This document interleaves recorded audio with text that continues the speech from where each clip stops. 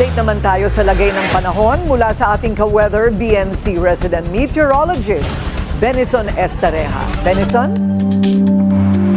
Purina, kasalukuyang nananalasa sa Mariana Islands kabilang ang Guam ang bagyong Sinlaku. Huling namataan ng super typhoon, higit 2,600 kilometers silangan ng Southern Luzon dito po sa may dagat Pasipiko.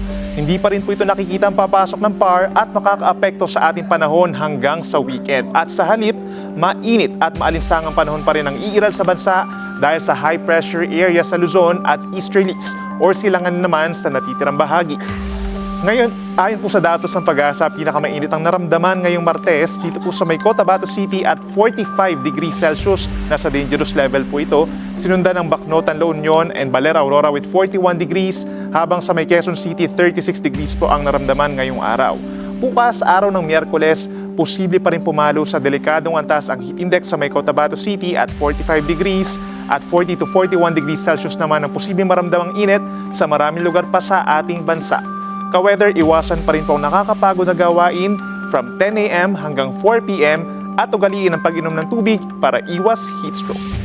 Sa weather forecast po ng Pag-asa bukas, April 15, sa Luzon, patuloy pa rin ang maaraw hanggang sa misa maulap na kalangitan mula po yan umaga hanggang gabi. Maliban na lamang sa mga panandaliang ulan sa hapon, dito po sa may Ilocos Sur, merong mga possible light to moderate rains, La Union, Pangasinan at Benguet, mga localized thunderstorms.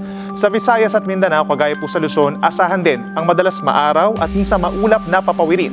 Posible yung mga saglit na ulan sa hapon or gabi dito sa timog na bahagi po ng Mindanao, kagaya ng Zamboanga del Sur, Bangsamoro Region, Siocsagen, hanggang dito po sa may Davao del Sur and Davao Occidental, habang marami lugar pa rin sa bansa ang hindi naman uulanin.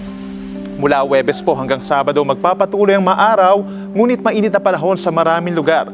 Paglilinaw po ng Pag-asa, hindi po ito dahil sa El Nino phenomenon, kundi dahil pa rin sa high pressure area na normal tuwing kalagitnaan ng tag-init.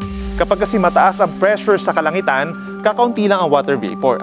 At kapag konti lang po yung water vapor, konti lang din yung mabubuong ulap, kaya naman maliit lang din ang tsansa ng ulan.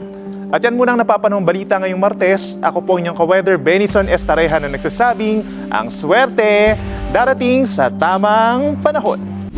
Manatiling nakatutok sa Bilyonaryo News Channel. Sumubaybay sa aming social media accounts at mag-subscribe sa aming YouTube channel para sa mga bago at eksklusibong balita.